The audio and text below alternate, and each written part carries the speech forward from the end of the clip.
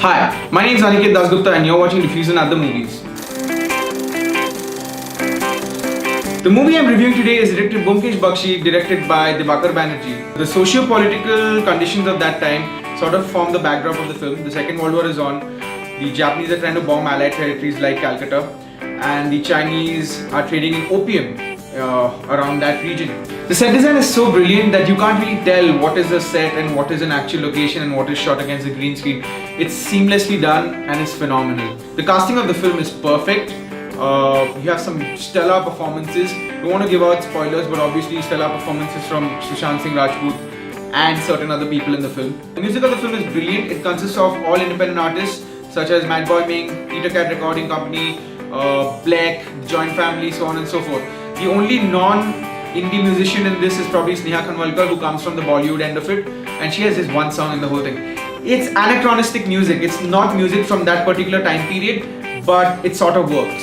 How it works, I don't really know, because it works for me. A lot of people it did not work for, but this is the same sort of music they had in Django Unchained, where you have music not from that particular era being used to show a scene from that particular era. He does take a few liberties here and there with the source material. He's brought in the 1940s, where the source material actually belongs to a little earlier than that.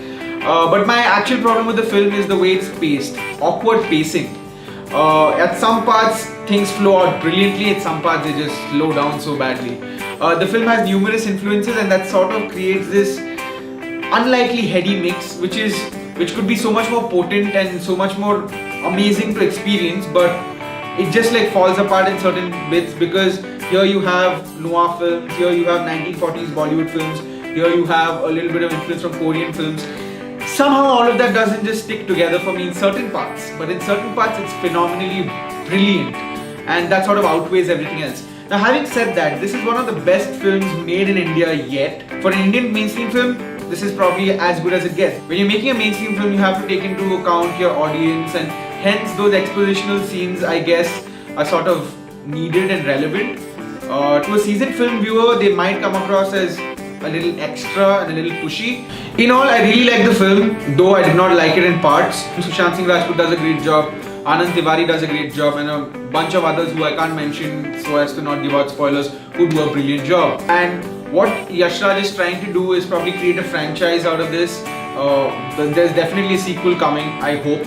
I really hope that this becomes into a franchise, into a much more smarter franchise than what the Dhoom franchise is, because that's Yash Raj's other franchise. So I'm really hopeful that this film really works and we get to see more of Byomkesh on screen, because the 1940s world that they have created here is something I would want to see again on screen. I'll give it 4 out of 5 moves, because it's not perfect, but then again, for an Indian mainstream film, it's amazing. Thanks for watching. Don't forget to like, comment and subscribe.